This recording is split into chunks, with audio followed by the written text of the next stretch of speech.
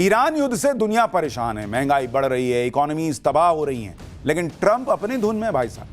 दुनिया भर के देश सोच रहे हैं कि स्ट्रेट ऑफ हॉर्मुज जल्द से जल्द खुले, लेकिन ट्रंप कह रहे हैं कि हॉर्मुज उनकी टेंशन नहीं है। ट्रंप को बस अपनी जीत से मतलब है, वो किसी भी कीमत पर ईरान युद्ध जीत गए ये दिखाना चाहते हैं। लेकिन ट्रंप के चाह लेने से आज की डेट में कुछ नहीं होता। यही वो पॉइंट है जहां ट्रंप बुरी तरह फंस गए। अपनी ताकत दिखाने और चौधरी बनने के चक्कर में युद्ध शुरू तो कर दिया, लेकिन अब बाहर निकलने का रास्ता नहीं दिख रहा। दुनिया युद्ध में कराह रही है, ट्रंप पर प्रेशर बढ़ रहा है, वहां उनके खुद के देश में लोग उनके खिलाफ हो गए। लेकिन क्या ट्रंप भी ऐसा सोच रहे हैं या फिर उनका कोई अलग ही प्लान है? क्योंकि ट्रंप अमेरिकी पब्लिक को संबोधित करने वाले हैं और उसमें कुछ बड़ा ऐलान कर सकते हैं, ऐसा कहा जा रहा है। और उस संबोधन में कुछ ही घंटे बचे। उससे पहले ट्रंप ने जो बातें कही हैं उससे आशंकाएं और बढ़ रही हैं, क्योंकि ट्रंप कह रहे हैं कि 1-2 हफ्ते में युद्ध खत्म हो सकता है, अमेरिका जल्दी ही इस युद्ध से बाहर निकल जाएगा। साथ ही ट्रंप हमले की भयंकर तैयारी भी कर रहे हैं। क्या ईरान पर ट्रंप फाइनल अटैक की प्लानिंग कर रहे हैं? क्या ट्रंप जीत के ऐलान के साथ युद्ध से बाहर निकलेंगे, जबकि ईरान कह रहा है कि हम तो हमले जारी रखेंगे? क्या ट्रंप खाड़ी देशों को हमेशा के लिए झुलसता छोड़ देंगे? ट्रंप कल क्या बोलते हैं इस पर बहुत कुछ डिपेंड करता है, लेकिन एक बात तो साफ है कि ईरान युद्ध ने अमेरिका का डबल स्टैंडर्ड दुनिया के सामने खुला रख दिया है।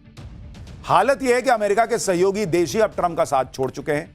Britain, Italy, Australia, Germany, Spain जैसे देश ट्रंप को आईना दिखा रहे हैं और इसी वजह से अकेले पड़े ट्रंप और बौखला गए। इसी बौखलाहट में ट्रंप नेटो खत्म करने की धमकी दे रहे हैं, सहयोगी देशों को भविष्य में देख लेने की भी धमकी दे रहे हैं। ब्रिटेन और स्पेन कह रहे हैं कि हमें कोई फर्क नहीं पड़ता, यह हमारा युद्ध नहीं है, तुमने शुरू किया, तुम इससे निपटो। यानी ट्रंप के लिए हर गुजरता दिन टेंशन बढ़ा रहा है और ऐसे में अब सबको इंतजार है कि कल ट्रंप संबोधन में क्या बोलेंगे। उधर ईरान भी अड़ा हुआ है कि ईरान अमेरिका भरोसे के लायक नहीं है, हमें अमेरिका पे भरोसा नहीं है और बिना ईरान के माने तो युद्ध खत्म होगा नहीं। तो ट्रंप किस प्लान पे काम कर रहे हैं भाई? ईरान किस तरह से हमले कर रहा है और कौन सी बड़ी बात अमेरिका और इजराइल के लिए कह दी है उसने? क्या युद्ध अपने आखिरी स्टेज पर आ गया है या फिर यह तबाही की नई शुरुआत है? ईरान की सड़कों पर ऐसा क्या हो रहा है जो ट्रंप के लिए मुसीबत बढ़ा रहा है? सब दिखाऊं उससे पहले एक झलक देखिए।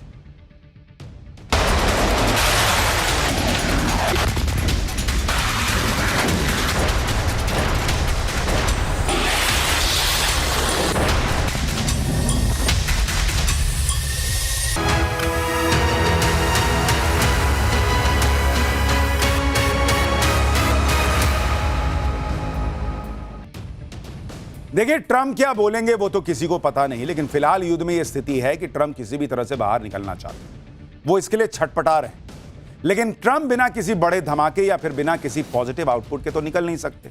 पब्लिक को क्या मुंह दिखाएंगे? इसलिए पिछले कुछ दिनों से ट्रंप लगातार माहौल बना रहे हैं कि हमारा मकसद तो पूरा हो। ईरान में रिजीम चेंज हो गया है, ईरान न्यूक्लियर हथियार बना भी नहीं पाएगा और हॉर्मुज से हमें तो कुछ लेना देना नहीं। अब तो ट्रंप ने बड़ी बात बोल दी। ट्रंप ने कह दिया कि अमेरिका जल्दी ही अपनी सेना वापस बुला लेगा, अगले 2-3 हफ्तों में युद्ध खत्म हो सकता है, ईरान से किसी समझौते की कोई जरूरत ही नहीं है, हम इस संघर्ष को लंबा खींचने के पक्ष में ही नहीं। ट्रंप की बातों से यही लग रहा है कि वो ईरान युद्ध से बाहर निकलने की जल्दी में, और अगर ऐसा होता है तो दुनिया राहत की सांस लेगी। लेकिन ट्रंप ने यह भी कह दिया कि हॉर्मुज स्ट्रेट खुले या बंद रहे, उससे अमेरिका को कोई लेना देना नहीं। यानी डोनाल्ड ट्रंप और उनके लोग रोज ये प्रयास करते हैं कि वो किसी तरीके से ये साबित कर दें कि डोनाल्ड ट्रंप और अमेरिका ये युद्ध जीत गए, डोनाल्ड ट्रंप की वाहवाही हो जाए, डोनाल्ड ट्रंप को लोग चीता मानने लग जाए। अच्छा, इससे एक कहानी याद आई, आपको सुनाता हूं जो डोनाल्ड ट्रंप और उनके लोग कर रहे हैं। एक बार क्या हुआ कि कुछ दोस्तों में एक दोस्त ने कहा कि यार मेरे दादाजी ना अद्भुत थे, अद्भुत। गए सीधा सामने सामने शेर से लड़ गए। सारे दोस्त बोले यार क्या बात कर रहे हैं? हाँ, गए दादाजी और लड़ गए शेर से सामने सामने। सब दोस्तों के होश उड़ गए और वो बोले जाए यही कि मेरे दादाजी तो सामने सामने शेर से लड़ गए। तो एक ने पूछा कि फिर क्या हुआ? तो बोला कि क्या हुआ, शेर दादाजी को खा गया। तो डोनाल्ड ट्रंप का भी यही हाल है। ये और उनके लोग जो हैं वो रोज ये साबित करने में लगे हैं कि ये अमेरिकियों के दादाजी जो हैं ट्रंप, ये तो एकदम सामने सामने की लड़ाई लड़ रहे हैं। लेकिन रियलिटी यही है कि शेर इनको खा गया है, ईरान इनको खा गया है बॉस, इनकी भुरकुच्ची उड़ा दी है। और ट्रंप भले ही कह रहे हो कि युद्ध जल्दी खत्म हो सकता है, लेकिन ट्रंप की बातों पर अब दुनिया आसानी से भरोसा नहीं करती। क्योंकि ट्रंप सोचते कुछ है, करते कुछ है, कहते कुछ है, और इसलिए लोगों को लग रहा है कि यह आदमी फिर पलटेगा। ट्रंप ने अमेरिकी न्यूक्लियर युद्धपोत यूएसएस जॉर्ज बुश को मिडिल ईस्ट के लिए रवाना कर दिया। भाई अगर युद्ध जल्दी खत्म करने की सोच रहे हो तो यह कदम क्यों उठाए? दूसरी तरफ ट्रंप अमेरिकी बम वर्षक विमानों को भी मिडिल ईस्ट भेज रहे हैं, यानी अमेरिका हमले की भयंकर तैयारी कर रहा है। दूसरी तरफ ईरान पर अमेरिका और इजराइल के हमले भी जारी हैं। आप यह भी देखिए कि ट्रंप भले ही युद्ध जल्दी खत्म होने की बात कर रहे हैं, लेकिन इजराइल तो युद्ध रोकने को तैयार ही नहीं है। इजराइल के पीएम नेतन्याहू ने कह दिया है कि ईरान के साथ जंग खत्म करने की कोई डेडलाइन तय नहीं कर सकते। यानी ईरान युद्ध जल्दी खत्म होगा, ट्रंप के इस दावे पर भरोसा कैसे किया जाए? क्योंकि ग्राउंड पे कुछ हो रहा है, इजराइल कुछ कह रहा है, ये भाई साहब कह रहे हैं हम जल्दी निकल जाएंगे। क्या है? इस बीच ट्रंप ने एक और बड़ी बात कह दी। अपने संबोधन से पहले आज ट्रंप ने कहा कि ईरान के नए शासन के राष्ट्रपति ने अमेरिका से सीज फायर करने की अपील की। सीज फायर की अपील पर स्ट्रेट ऑफ हॉर्मुज खुलने के बाद विचार करेंगे, तब तक हम ईरान पर हमले करते रहेंगे, ईरान को पाषाण युग में पहुंचा देंगे। यानी युद्ध जल्दी खत्म होने के दावे को ट्रंप ने ही अपने बयान के से संदेह के घेरे में ला दिया। तभी तो कह रहे हैं ना कि ईरान को स्टोन एज में पहुंचा देंगे। लोग तो कह रहे हैं कि आखिर ट्रंप से सीज फायर की अपील की किसने? क्योंकि ईरान की नई रिजीम के राष्ट्रपति पेजेश्कियन है और पुरानी रिजीम के राष्ट्रपति भी पेजेश्कियन है। तो ट्रंप ने किससे बात कर ली भाई? ट्रंप को हेलुसिनेशन हो रहा है क्या कि कोई सामने ईरान का वाला बैठा है और उनसे वो बात कर रहे हैं? दवा टाइम पे लेनी चाहिए इनको। उम्र में जब हो जाती है ज्यादा तो दवा टाइम पे लेना बहुत जरूरी होता है, नहीं तो आदमी ऐसी ही बहकी बहकी बातें करता है। कौन ट्रंप को ये सब बोलता है बोलने के लिए, या खुद ही बोल देते हैं? भगवान मालिक है बॉस। ट्रंप अपने हिसाब से दावे कर रहे हैं, नई नई कहानियां गढ़ रहे हैं। स्ट्रेट ऑफ हॉर्मुज पर कल कहा कि वो खुले ना खुले हमें उससे कोई लेना देना नहीं। आज कह रहे हैं कि हॉर्मुज खुलेगा तो सीज फायर की अपील पर विचार करें। ट्रंप एक बात पर टिके नहीं रहते। ट्रंप के रोज के इस ड्रामे से दुनिया हैरान है, और अब तो ईरान की सेना IRGC ने भी ट्रंप को क्लियर कट कह दिया है कि अमेरिकी राष्ट्रपति ट्रंप के नाटकों और हास्यास्पद दावों से स्ट्रेट ऑफ हॉर्मुज नहीं खुलेगा। यानी ट्रंप हर दिन अपनी ही बात से पलटी मार जाते हैं, और इसी वजह से ट्रंप की क्रेडिबिलिटी कम होती जा रही है। जबकि ईरान के नए सुप्रीम लीडर अयतुल्ला मुस्तफा खामनेई ने तो ईरान का स्टैंड बिल्कुल क्लियर कर दिया है। मुस्तफा खामनेई ने कहा कि ईरान लगातार अपनी नीति पर कायम रहेगा, अमेरिकी जायनिस्ट दुश्मनों का प्रतिरोध करता रहेगा, उनके खिलाफ प्रतिरोध को ईरान का समर्थन रहेगा। ईरान ट्रंप के सामने आज भी डटकर खड़ा है। आप ईरान की एक और तस्वीर देख लीजिए। ट्रंप के मुताबिक ईरान में कुछ नहीं बचा है। ईरान में लोग डरे हुए हैं, वहां की लीडरशिप सामने नहीं आ रही। बिना किसी सुरक्षा तामझाम के ईरान के राष्ट्रपति पेजेश्कियन लोगों के बीच रैली में दिखाई दिए, जबकि ट्रंप का दावा है कि ईरान की लीडरशिप तो डरी हुई है। यह कैसा डर है भाई? पेजेश्कियन तो खुलेआम घूमते दिख रहे हैं। इसी रैली में ईरान के विदेश मंत्री अब्बास अराक्ची भी लोगों के बीच दिखे। अराक्ची तो पब्लिक के साथ सेल्फी ले रहे थे, जिसका वीडियो बड़ा वायरल हो रहा है। तो यह कौन सा डर है जो डोनाल्ड ट्रंप को दिख रहा है और दुनिया को नहीं दिख रहा? इन तस्वीरों से ईरान ने ट्रंप को बड़ा मैसेज दे दिया कि ईरान नहीं झुकेगा बॉस। ईरान ने तो अमेरिका की बड़ी बड़ी कंपनियों को अल्टीमेटम दे रखा है। क्लियर कट कह दिया है कि अब अगर उसके नेताओं को मारा तो खाड़ी देशों में ग्लोबल अमेरिकी कंपनियों पर हमला होगा। ईरान ने 18 अमेरिकी कंपनियों से कह दिया कि वो दफ्तर खाली करें। ऐसा दावा भी किया कि ईरान ने बहरीन में अमेज़न के डेटा सेंटर पर हमला भी कर दिया। ईरान की इस धमकी पर ट्रंप कह रहे हैं कि ईरान के पास कुछ बचा ही नहीं है, वो हमला क्या करेगा। सुनिए कैसे ट्रंप ईरान की धमकी को हल्के में ले रहे हैं और अमेरिकी कंपनियों पर मंडरा रहे खतरे को मान नहीं रहे। ईरान में पब्लिक एकजुट दिख रही है, लेकिन दूसरी तरफ ट्रंप अकेले हैं। ट्रंप ने बिना किसी से पूछे ईरान युद्ध शुरू किया था, और जब वो फंस गए तो सहयोगियों से मदद मांगी, वो भी उन्हें मिली नहीं। पाठशाला में हमने आपको बताया कि कैसे कई सहयोगी ट्रंप के मुंह पर दरवाजा बंद कर चुके। ब्रिटेन, इटली, स्पेन, पोलैंड सबने युद्ध में उतरने से मना कर दिया। साथ ही ट्रंप के अपनी जमीन एयर स्पेस के इस्तेमाल को मंजूरी नहीं। इससे ट्रंप बौखलाए हुए हैं और अब वो आग बबूला होकर कह रहे हैं कि मैं तो नेटो संगठन ही छोड़ दूंगा।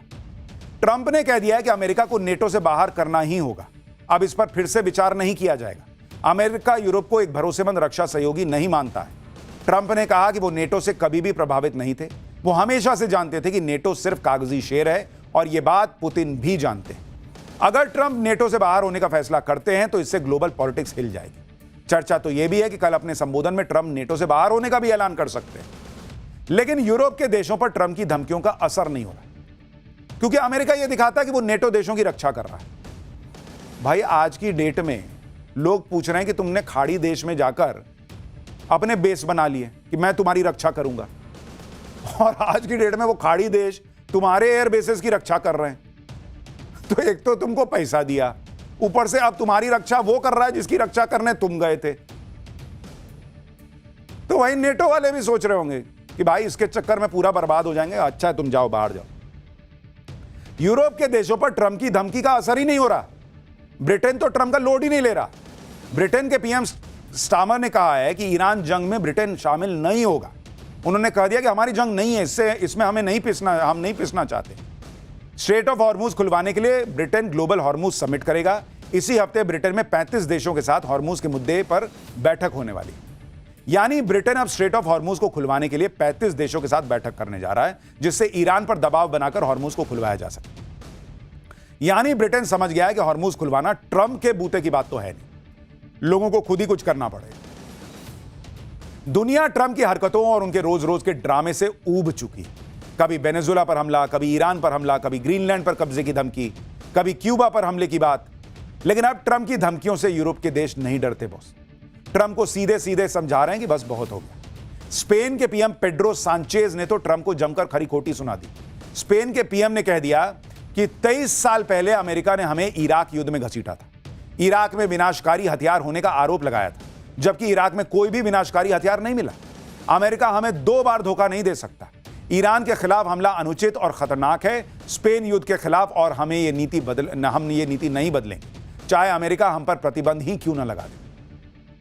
ट्रंप को किसी का साथ नहीं मिल रहा। कैसे मिलेगा? अभी कुछ दिन पहले आपने टैरिफ करके भर दुनिया को अपना दुश्मन बनाया, और अब आप चाहते हैं कि आप एक बिना किसी से पूछे पाछे जो युद्ध शुरू किया उसमें आप घुस जाएं और वही लोग आपका समर्थन कर दें, जबकि आपकी वजह से उनकी इकोनॉमीज हिल रही हैं। ट्रंप को किसी का साथ नहीं मिल रहा है, और उधर ईरान धुआं कर रहा है। ईरान लगातार हमले झेल भी रहा है और जवाबी हमले भी कर रहा है। ईरान के क्रिटिकल इंफ्रास्ट्रक्चर पर अटैक हो रहे हैं, फिर भी ईरान नहीं रुक रहा। ईरान की सेना यानी IRGC ने आज एक वीडियो जारी किया जिसमें मिसाइल से इजराइल पर हमला किया जा रहा है। एक के बाद एक मिसाइलें इजराइल पर हमला करने के लिए लॉन्च की जा रही है। ईरान के निशाने पर अब अमेरिका और उसके सहयोगी देशों की कंपनियों के ठिकाने हैं। ईरान ने ब्रिटिश तेल कंपनी कैस्ट्रॉल के वेयर हाउस पर हमला कर दिया। इराक के इरबिल में मौजूद कैस्ट्रॉल का वेयर हाउस धमाके के साथ जल उठा। ईरान के हमलों से खाड़ी देशों में मौजूद अमेरिकी सैनिकों की जान पर बनाई है। आप ये वीडियो देखिए। ईरान के हमले से अमेरिकी सेना के जवान बाल बाल बचे। जहां अमेरिकी ट्रूप्स रुके हैं उसी जगह पर कहा जा रहा है कि ईरान ने हमला कर दिया। ईरान ने बहरीन में अमेरिकी ठिकानों पर भी ड्रोन से अटैक किया। बहरीन में अमेरिका का 5th फ्लीट का हेडक्वार्टर है, उसी को टारगेट करके ईरान ने ड्रोन फायर किया। आज तो ईरान ने इजराइल पर सबसे बड़ा हमला किया। ईरान ने इजराइल पर मिसाइल्स की बौछार कर दी। ये इजराइल के तेल अवीव का मैप है। इसमें जो लाल रंग के पॉइंट आप देख रहे हैं वो ईरान के हमले का अलर्ट था। ये अब तक का ईरान का सबसे बड़ा हमला बताया जा रहा है। ईरान के मिसाइल हमलों में तेल अवीव में किस तरह से पैनिक था उसकी तस्वीरें देखिए। लोग अपनी अपनी गाड़ी से निकल पड़े, सायरन की आवाज गूंज रही थी। लोग खतरे वाले इलाके से जल्दी बाहर जाने की कोशिश करते दिखे। अब आप सोचिए, डोनाल्ड ट्रंप रोज कह देते कि मैंने तो ईरान के सारे हथियार फोड़ दिए, तो वो हमला किस चीज से कर रहा है? दिवाली के रॉकेट से। एयर डिफेंस और अलर्ट सिस्टम के बाद भी इजराइल ईरान के हमलों को रोक नहीं पाया। सेंट्रल तेल अवीव की कई इमारतें ईरान के हमलों से धराशायी हो गई।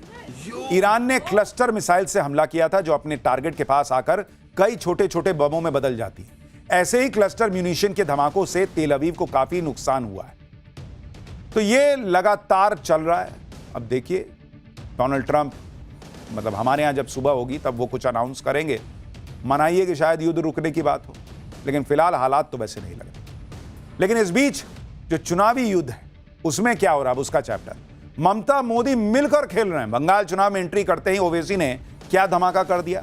इधर ओवैसी की रैली में मुसलमानों का जनसैलाब आ गया, उधर सुप्रीम कोर्ट में दीदी की क्लास कैसे लग गई, अब इसका चैप्टर। बंगाल में इस बार का चुनाव ममता बनर्जी के लिए सबसे बड़ा चैलेंज बन गया है, क्योंकि एक तरफ नरेंद्र मोदी की चुनौती है, दूसरी तरफ ममता बनर्जी को SIR, अधिकारियों के ट्रांसफर, इन सब बातों ने बेचैन कर रखा है।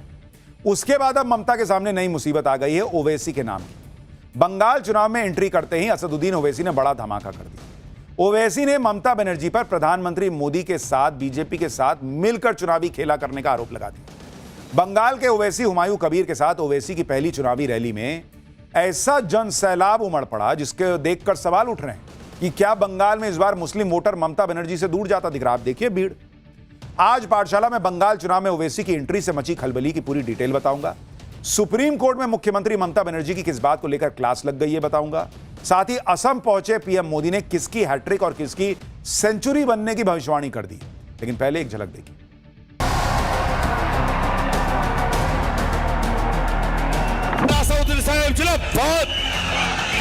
देखो देखो कौन आया, देखो देखो कौन आया। ममता और मोदी दो सगे भाई बहन के बराबर है, इन पर भरोसा नहीं किया जा सकता है। वोट का टाइम पे आता है, भाजपा चाहता है वो लोग आए। इन लोगों का नाम आप कर रहे हैं वो वोट कटुआ है, कुछ नहीं बिगाड़ पाएंगे।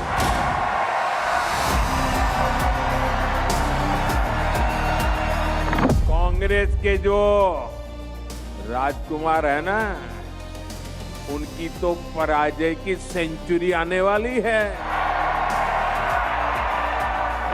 मोदी जी अमेरिका के गुलाम बन गए हैं और हेमंतो जी मोदी जी के गुलाम हैं। बंगाल में ममता बनर्जी की लगातार जीत का एक बड़ा फैक्टर मुस्लिम वोट बैंक रहा है, क्योंकि एक तरफा मुस्लिम वोट ममता बनर्जी के पाले में जाता रहा है। लेकिन इस बार ममता बनर्जी के लिए मुस्लिम वोटों को लेकर कई मेगा चैलेंज आ गए, क्योंकि एक तरफ तो बंगाल में ओवैसी ने महीनों से माहौल बनाया हुआ था। अब खुद असदुद्दीन ओवैसी बंगाल पहुंच गए। ओवैसी वो नेता हैं जो पहले बिहार फिर महाराष्ट्र के चुनाव में मुस्लिम वोटों की पॉलिटिक्स करने वालों की राजनीति हिला चुके हैं। ओवैसी ने आज बंगाल की सियासत में बड़ा धमाका कर दिया। बंगाल चुनाव में असदुद्दीन ओवैसी ने बंगाल के ओवैसी हुमायूं कबीर के साथ आज पहली जॉइंट रैली की। मुर्शिदाबाद में हुई इस रैली में भाई साहब जबरदस्त भीड़ आई और यह ममता बनर्जी की घबराहट को बढ़ाने वाली भीड़ थी। आप देखिए इस मैसिव भीड़ के बीच में असदुद्दीन ओवैसी के स्वागत में कैसे नारे लग रहे हैं, भीड़ कैसे उनको शेर बता रही है।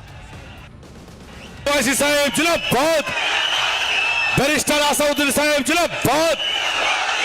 देखो देखो कौन आया, देखो देखो कौन आया, देखो देखो कौन आया। देखो देखो कौन आया, शेर आया के नारे लग रहे हैं ओवैसी के लिए बंगाल में। रैली में जुटी इस भीड़ के बीच असदुद्दीन ओवैसी ने ममता बनर्जी पर बंगाल के मुसलमानों को सालों से वोटिंग मशीन की तरह इस्तेमाल करने का आरोप लगाया। यही नहीं, बंगाल के मुसलमान वोटर्स को अपनी तरफ करने के लिए ओवैसी ने सिर्फ ममता बनर्जी ही नहीं बल्कि प्रधानमंत्री मोदी पर भी डायरेक्ट अटैक किया। ओवैसी ने मुस्लिम वोटर्स को अपनी तरफ करने के लिए ममता बनर्जी पर पीएम मोदी के साथ सियासी सेटिंग करने का आरोप लगा दिया और कहा कि दोनों नहीं चाहते बंगाल में कोई मुस्लिम लीडरशिप उभर सके। सुनिए ओवैसी। याद रखो, ना ममता बनर्जी में फर्क है ना मोदी में फर्क है। ये दोनों भाई बहन की जोड़ी से बंगाल के मुसलमानों को आजादी दिलाना है।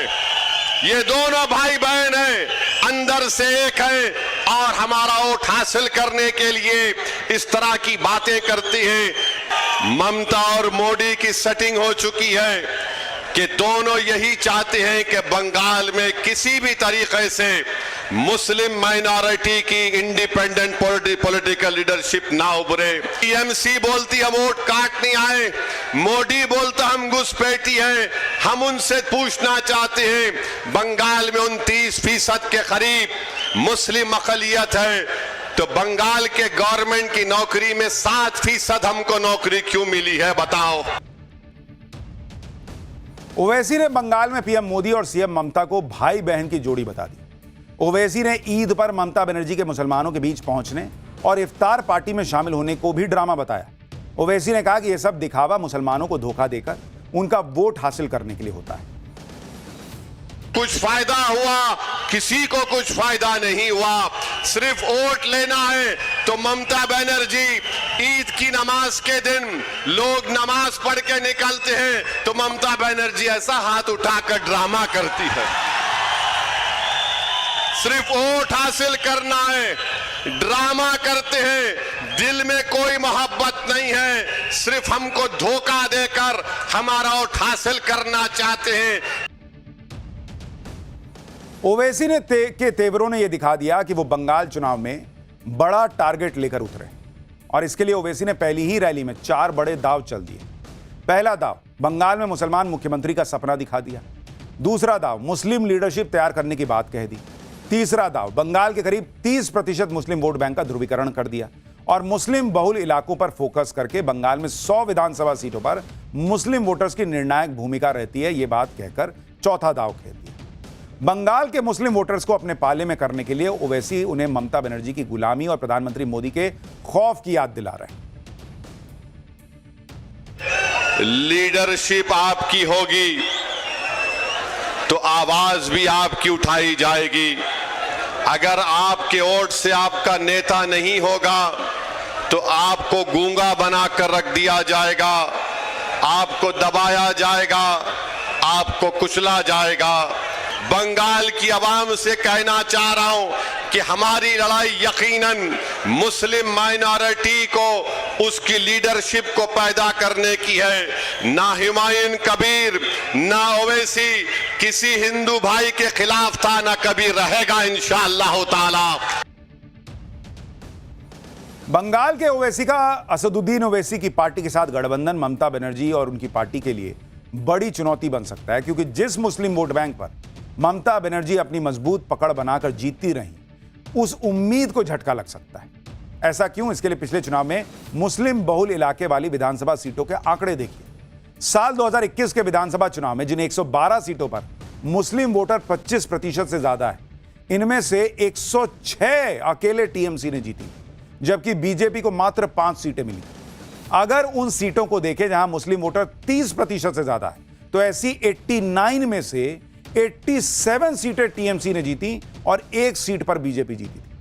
2021 के विधानसभा चुनाव की बात करें तो टीएमसी को 75% मुस्लिम वोट मिला था और 2024 के लोकसभा चुनाव में टीएमसी को मिलने वाले मुस्लिम वोटों का आंकड़ा बढ़कर 83% चला गया था बॉस।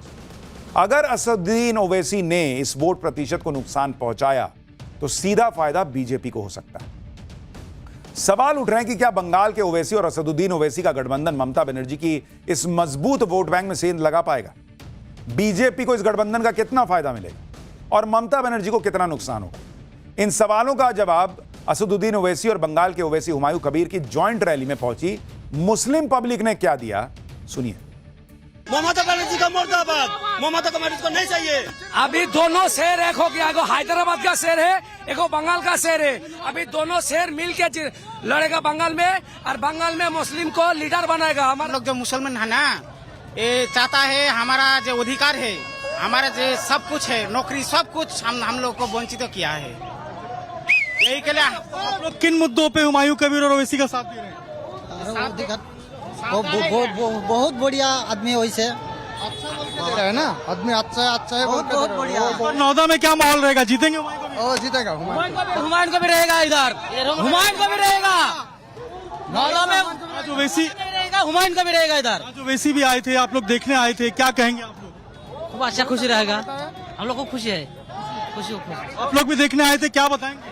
क्या बताएंगे? हुमायूं कबीर जीतेंगे, हुमायूं कबीर को वोट देंगे हम। पूरा समर्थन में आप? हाँ, आप लोग हम किन किन मुद्दों पे समर्थन कर रहे हैं आप? सिटी भी लगा के बैठे हुए हैं। हम हुमायूं के सपोर्ट कर रहे हैं। भाई बंगाल का मुसलमान तो ओवैसी कर रहा है, लेकिन ममता बनर्जी के लिए इकलौती टेंशन नहीं है। एक टेंशन यह भी है कि जिस एसआईआर पर वो सड़क से लेकर सुप्रीम कोर्ट तक मोर्चा खोल चुकी हैं, उस पर भी उन्हें लगातार झटके लग रहे हैं। आज भी सुप्रीम कोर्ट में एसआईआर के मुद्दे पर सुनवाई हुई। सुनवाई के दौरान टीएमसी सांसद और वकील कल्याण बनर्जी की दलील पर chief justice of India Suryakant भड़क गए। दरअसल कल्याण बनर्जी ने एपीलेट ट्रिब्यूनल के गठन पर सवाल उठाए। इसका गठन एसआईआर के बाद वोटर लिस्ट से बाहर किए गए लाखों लोगों के दावों और आपत्तियों के मामलों की जांच के लिए किया गया है। कल्याण बनर्जी ने इस बात का विरोध किया कि एपीलेट ट्रिब्यूनल को चुनाव आयोग ट्रेनिंग दे रहा है। इस पर सीजेआई सूर्यकांत ने नाराजगी जताई और कहा कि फिजूल की आपत्तियां मत उठाइए। इसके साथ ही सीजेआई ने पूछा कि चुनाव आयोग नहीं तो चुनाव से जुड़े काम के बारे में कौन जानकारी देगा? सीजेआई ने पूछा कि ट्रिब्यूनल में हाईकोर्ट के पूर्व चीफ जस्टिस भी हैं, क्या वो भी किसी के कहने पर प्रभावित हो सकते हैं क्या? सुनवाई के दौरान कल्याण बनर्जी ने नए वोटर जोड़ने के लिए हजारों की संख्या में फॉर्म 6 भरे जाने का मुद्दा उठाने की कोशिश की। इस पर सुप्रीम कोर्ट ने कहा कि उनके पास कुछ भी बात लिखित में नहीं है, सारी बातें मौखिक रूप से बोली जा रही हैं। फॉर्म 6 भरकर कोई भी व्यक्ति इलेक्टोरल रोल में अपना नाम डलवा सकता है और ऐसा दूसरे चुनावों में होता रहा है। यानी सुप्रीम कोर्ट में भी एसआईआर को लेकर जो ममता सरकार की दलीलें थीं, वो सब धराशायी हो गई। यानी अब देखिए चुनाव में क्या होता है, लेकिन फिलहाल तो झटके पे झटका लग रहा है। अब हमारा स्पेशल सेगमेंट सोचा है कभी, वो सवाल जो दिमाग की बत्ती जला दे। आज 1 अप्रैल है और आज से नया वित्तीय वर्ष यानी फाइनेंशियल ईयर शुरू हो गया है। लेकिन आपने कभी सोचा है कि जब नया साल 1 जनवरी से शुरू होता है तो नया फाइनेंशियल ईयर 1 अप्रैल से क्यों शुरू होता है, 1 जनवरी से क्यों नहीं? भारत में वित्तीय वर्ष यानी फाइनेंशियल ईयर 1 अप्रैल से शुरू होकर 31 मार्च को खत्म होता है। दरअसल भारत में वित्त वर्ष का यह सिस्टम ब्रिटिश काल से चला आ रहा है। वित्त वर्ष 1 अप्रैल से शुरू होने के पीछे ऐतिहासिक और खेती से संबंधित कारण है। 1867 में ईस्ट इंडिया कंपनी और ब्रिटिश सरकार ने भारत के वित्तीय वर्ष को अप्रैल से मार्च रखा था। यह ब्रिटेन के अपने फाइनेंशियल ईयर से भी मैच करता था। भारत में इसे स्वतंत्रता के बाद भी इसलिए जारी रखा गया क्योंकि आजादी के वक्त भारत कृषि प्रधान देश था। भारत में मानसून जून से सितंबर रहता है, बुआई जून से जुलाई होती है और फसल की कटाई अक्टूबर से मार्च के बीच में हो जाती है। यानी मार्च का अंत आते आते सरकार को पता चल जाता है कि फसल कैसी रही, किसानों की आय कितनी होगी, राजस्व कितना आ सकता है। इसलिए 1 अप्रैल से नया वित्तीय वर्ष शुरू करना ज्यादा सही माना गया ताकि नई प्लानिंग सही आंकड़ों के आधार पर हो सके। यूनियन बजट आमतौर पर फरवरी में पेश किया जाता है, मार्च तक पास हो जाता है और 1 अप्रैल से इसे लागू किया जाता है। इससे नई योजनाएं, सब्सिडी और खर्च की प्लानिंग तुरंत शुरू हो जाती है। इसका कनेक्शन हिंदू नववर्ष से भी है। अप्रैल में बैसाखी, हिंदू नववर्ष जैसे त्योहार आते हैं। यह नई शुरुआत का प्रतीक माना जाता है जो वित्त वर्ष के साथ मेल खाता है। दूसरे देशों की तुलना में भारत का फाइनेंशियल ईयर का सिस्टम ज्यादा बेहतर है। कई देश जनवरी से दिसंबर तक वित्त वर्ष शुरू करते हैं, लेकिन भारत के लिए अप्रैल मार्च फसल, मानसून और बजट टाइमिंग के हिसाब से सही और बेहतर है। हालांकि कई बार इसे बदलने की चर्चा हुई, लेकिन ऐसा करना आसान नहीं है। इससे टैक्स सिस्टम, बैंकिंग कंपनियों के अकाउंट, ऑडिट, सरकारी कामकाज में बड़े बदलाव करने पड़ेंगे जो बहुत जटिल हो सकते हैं। तो इसलिए इसको नहीं बदला गया। लेकिन ऐसा बनाया क्यों गया, अब ये आपको पता है। आज के लिए इतना ही। नमस्कार।